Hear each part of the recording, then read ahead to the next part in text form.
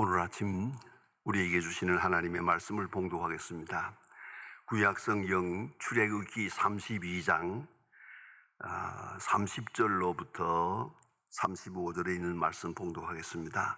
구약성경 133면입니다. 구약성경 133면 출애굽기 32장 30절로부터 봉독하게 됩니다. 이 계시의 말씀을 봉독할 때에 다 함께 하나님의 음성을 들으실 수 있기를 바랍니다. 이튿날 모세가 백성에게 이르되 너희는 큰 죄를 범하였도다. 내가 이제 여호와께로 올라가노니 혹 너희를 위하여 속죄가 될까 하노라 하고, 모세가 여호와께로 다시 나아가 여호와께 이르되 여짜오되 슬프도소이다. 이 백성이 자기들을 위하여 금신을 만들어 싸우니 큰 죄를 범하였나이다. 그러나 이제 그들의 죄를 사하시옵소서. 그렇지 아니하시오면 원컨대 주께서 기록하신 책에서 내 이름을 지워 버려 주옵소서. 여호와께서 모세에게 이르되 누구든지 내게 범죄하면 내가 내 책에서 그를 지워 버리리라. 이제 가서 내가 네게 말한 곳으로 백성을 인도하라. 내 사자가 네 앞서 가리라. 그러나 내가 보응할 날에는 그들의 죄를 보응하리라. 여호와께서 백성을 치시니 이는 그들이 아론이 만든 바 그 송아지를 만들었음이었더라. 아멘. 성지를 순례하는 사람이 언제나 한번 가보게 되는 것이 사해입니다. 사해라고 하는 그 넓은 바다, 그것은 죽음의 바다입니다. 물고기 한 마리도 없는 그런 큰 바다입니다. 물이 너무 짜서 전혀 생물이 살 수 없는 그런 죽음의 바다, 그래서 사해라고 부릅니다. 그런데 그 사해가 있는 곳은 그 옛날 소돔과 고모라가 있던 곳입니다. 소돔과 고모라가 죄로 말미암아 하나님의 심판을 받고 그저 유황불이 떨어지면서 그 땅이 푹 꺼져서, 깊이 꺼져서 사해가 됩니다. 모든 사방에서 오는 물은 전부 이쪽으로 모여서, 낮으니까 모여가지고 증발해 버립니다. 그러니까 소금만 남았습니다. 정말 죽음의 바다입니다. 제가 한번 가서 방문하고 깊은 감명을 받고 많은 생각을 해보았습니다.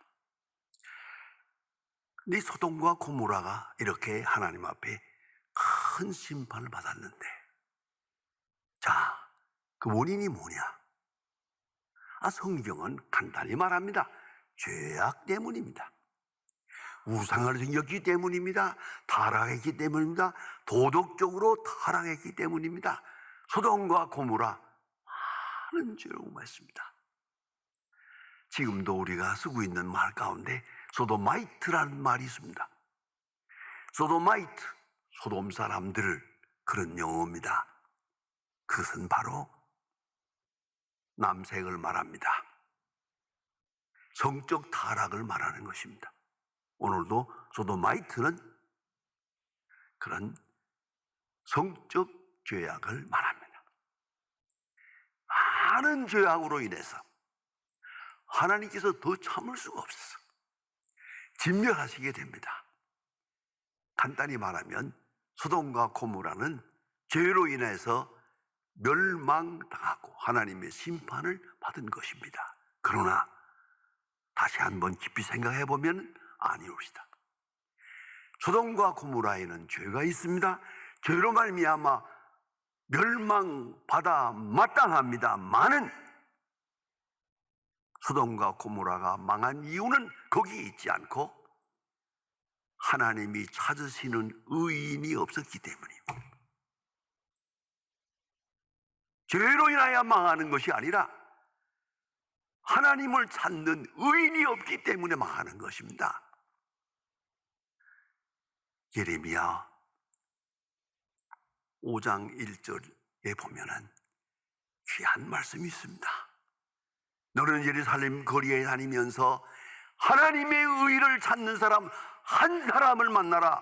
한 사람만 있으면 내가 이 성을 사하리라. 이렇게 하나님은 말씀하십니다.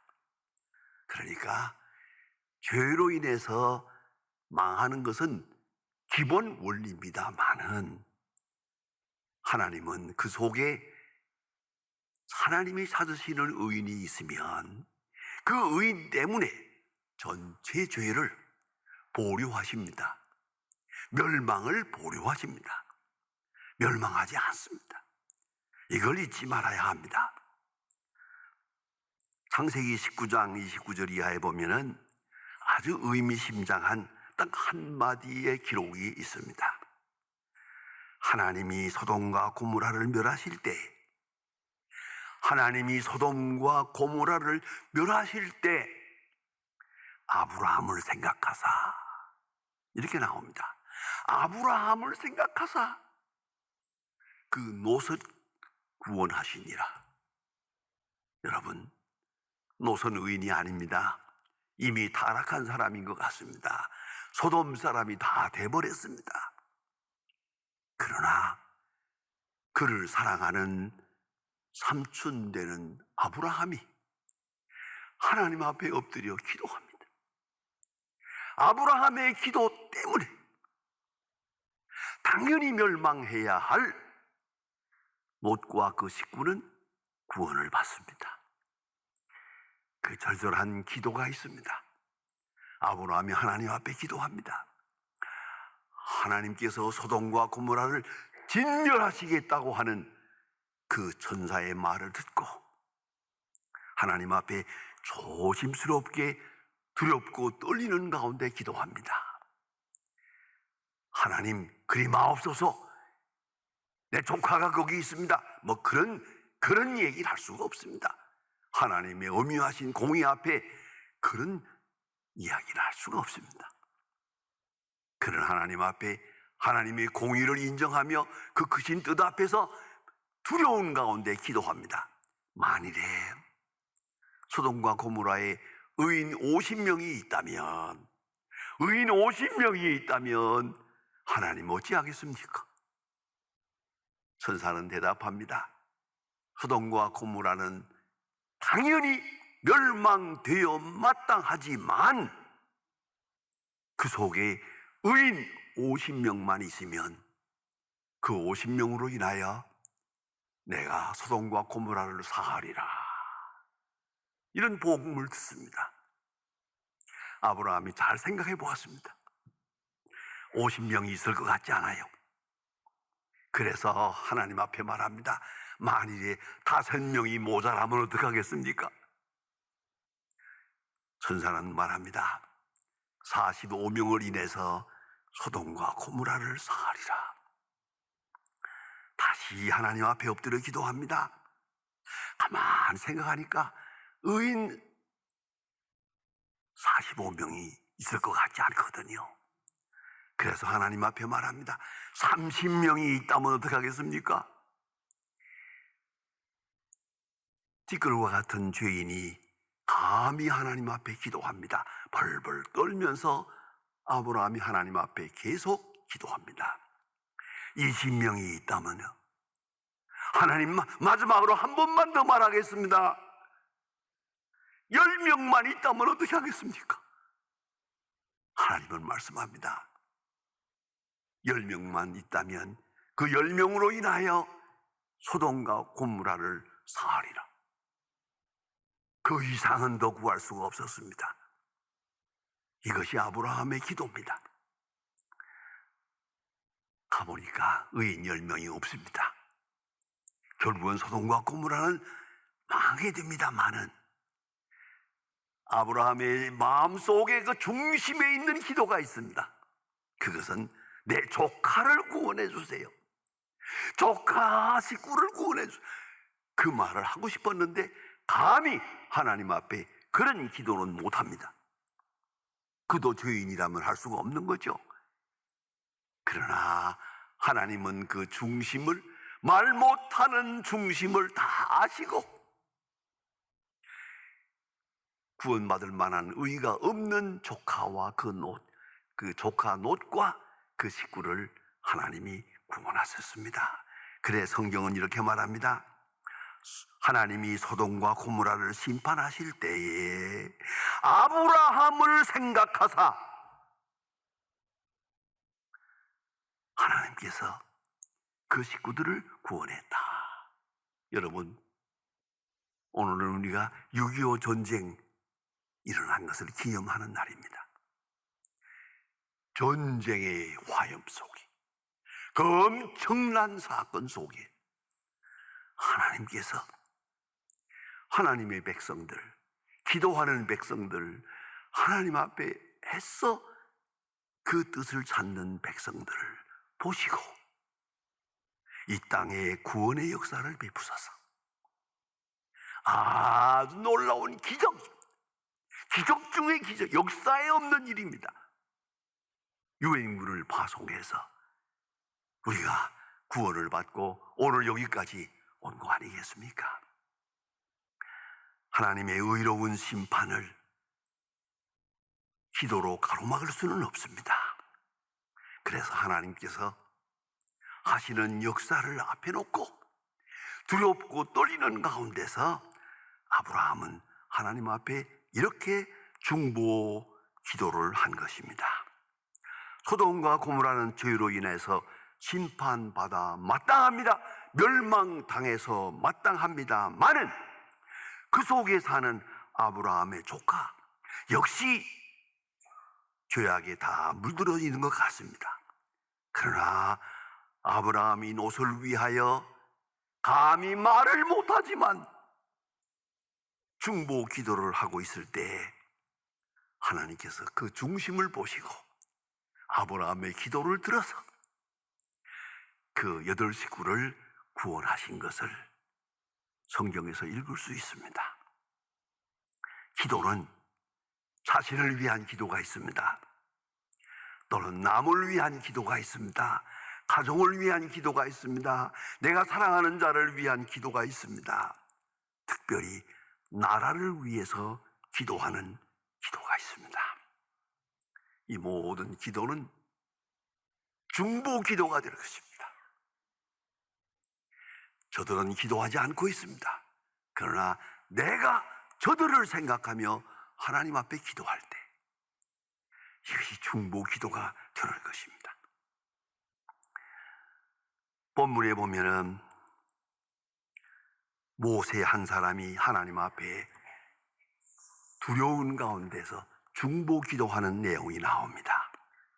중보 기도, 그것은 첫째 하나님의 공의로우심을 인정하며 기도해야 됩니다. 하나님의 심판, 하나님의 공의, 그리고 하나님의 능력과 사랑을 인정하고 그 신앙 고백 속에서 하나님 앞에 기도해야 됩니다. 하나님의 심판을 비판해서는 안 됩니다. 하나님의 심판을 마다해도 안 됩니다. 역사를 주관하시는 하나님의 심판 앞에 그 흥망성쇠 속에 하나님의 공의가 있음을 알고 하나님의 의로우심을 인정하며 그렇게 기도해야 합니다. 이게 중보 기도의 특성입니다. 하나님의 은혜 가운데서 이스라엘 백성은 애굽에서 구원을 받습니다. 60만 대군이 이제 구원을 받고 기적으로 홍해를 넘어서 이제 광야로 나왔습니다. 그런데 이 광야 생활하는 중에 지도자 모세가 하나님의 계시를 받기 위하여 저 시내산에 올라가서 40일 40야를 지냈습니다. 그게 물도 없습니다. 식량도 없습니다. 저들은 생각했습니다. 모세가 산에 올라가 있는 건 분명한데 40일 40야 그건 살 수가 없는 거예요. 모세는 이미 죽었다라고 생각하게 됩니다. 40일 40야를 하나님과 함께하는 거룩한 신령한 교제가 있는 순간에 그 산 밑에서는 백성들이 큰 소동을 일으키게 됩니다. 우리가 모세를 믿고 여기까지 왔는데 모세는 죽었다, 모세는 없어졌다, 이제 우리가 어떡할 것이냐. 많은 사람의 마음이 흔들립니다. 백성들이 소란을 듭니다. 모세의 형 아론이 결국은 큰 실수를 합니다. 저들의 마음을 잡기 위해서 금 우상을 만듭니다. 아론이 금 우상을 만듭니다. 금송아지를 만들었습니다. 왜요? 애굽에서 섬기던 농사하는 신입니다. 그 우상을 떡 만들어 놓고 큰 죄를 범합니다. 보세요. 모세는 죽었다, 모세는 안 보인다, 그런 거로 우리가 이제는 할 수 없으니까 우상이라도 섬기자, 그런 것이 아닙니다. 자세히 보면은 기가 막힌 얘기가 나옵니다. 모세는 죽었다, 모세는 안 보인다, 그래 놓고 그 우상을 만든 다음에 이것이 우리를 애굽에서 인도해낸 여호와 하나님이다라고 섬겼습니다. 우상을 만들어 놓고 이것이 우리를 애굽에서 인도해낸 여호와 하나님이다라고 합니다. 이건 하나님을 우상화한 것입니다. 하나님을 우상화하는 큰 죄를 범합니다. 하나님 앞에 큰 욕을 돌립니다. 하나님께서 진노했습니다. 크게 진노하사 하나님 말씀하십니다. 32장 17절에서 말합니다. 이 백성이 부패하였도다. 이 백성이 썩어 빠졌다. 목이 곧은 백성이로다. 말씀, 교만한 백성이로다. 타락한 백성이라고 심판하시고 그 다음에 그 속에 자비로운 음성이 있습니다. 하나님 말씀하십니다. 10절에서 저들을 다 멸하고 너로 큰 나라를 이루게 해서 너와 내 후손을 통해서 다시 큰 민족을 이루게 해서 가나안 땅에 들어가게 하리라. 다시 말하면 이스라엘 백성은 죄로 인하여 심판받아 마땅하니까 심판받겠지만 모세, 너와 네 자손만은 너와 네 자손을 통하여 내가 가나안 땅에 들어가게 해주마 라고 자비로운 마지막 통첩을 합니다. 이때에 모세가 하나님 앞에 나가서 중보기도를 합니다. 이것이 오늘 본문의 내용입니다. 11절에 말합니다. 어찌하여 큰 권능으로 강한 손으로 인도해내신 주의 백성에게 진노하시나이까. 귀한 말씀입니다. 주의 백성에게. 본래 이 사람들이 애굽에서 우상 섬겼습니다. 본래가 그런 사람들 아닙니까? 본래가 그러하던 죄악의 무리인데 큰 권능으로 구원해서 여기까지 왔습니다. 주의 백성입니다. 본래 옛날 애굽에 있을 때도 주의 백성이고 애굽에서 나올 때도 주의 백성이고 오늘 이 시간에 저들이 아우성을 치고 하나님을 원망하고 있고 큰 죄를 범하고 있지만은 주의 백성입니다. 주님이 구속하신 백성이고 주님이 사랑하는 백성입니다. 어떡하시랍니까? 어찌하여 주의 백성에게 진노하시나이까? 절절한 기도입니다. 뿐만 아니라 자세히 보면 이런 말이 있습니다. 신명기 보면 이렇게 나옵니다. 12절에 어찌하여 애굽 사람으로 하여금 주의 영광을 비난하게 하시려나이까. 애굽 사람들이 뭐라고 하겠습니까? 10가지 재앙을 내리고 홍해를 가르고 난리를 치더니 여호와께서 광야에 몰아다가 다 죽여버렸다. 하나님은 그런 하나님이다. 그렇게 말할 것이 아닙니까? 애굽 사람으로 하여금 여호와의 이름을 이렇게 비난하게, 욕되게, 그렇게 말하게 하시려나이까? 여호와의 이름을 앞세웁니다. 얼마나 중요한 것입니까? 이런 우스운 얘기가 있습니다. 어느 목사님이 저 광릉시에 계시는데 아들이 삼형제예요. 그런데 이제 나이가 80이 넘어서요. 이 목사님이 아들들한테 가서 꼭 그렇게 말합니다.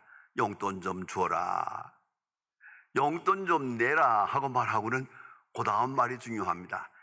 내가 다니면서 돈을 잘 쓰고 다녀야 네가 효자가 된다. 네가 효자가 돼야 복을 받을 거 아니냐. 내가 지금 돈 쓰고서 그러는 게 아니야.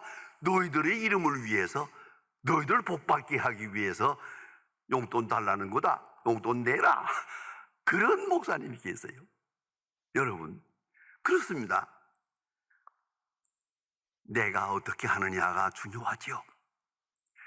내가 함에 따라서 하나님께 영광이 되기도 하고 욕되기도 합니다. 모세는 하나님 앞에 기도합니다. 아브라함과 이삭과 야곱을 기억하옵소서. 하나님께서 아브라함을 구속하실 때, 선택하실 때 말씀하지 않았습니까? 아브라함과 이삭과 야곱과 그 후손에게 복을 준다고 하셨는데 그 조상들에게 한 약속을 기억하옵소서. 하나님 앞에 기도합니다. 그뿐만 아니라 오늘 33절에서 우리는 기가 막힌 한마디 기도를 봅니다. 내 이름을 지어버려 주소서. 무슨 말입니까? 하나님 말씀하십니다. 이 백성을 멸하고 너와 네 후손을 다시 창대케 해서 가나안 땅에 들어가게 해주마라고 말씀하십니다. 모세의 말은 예외라고 말합니다.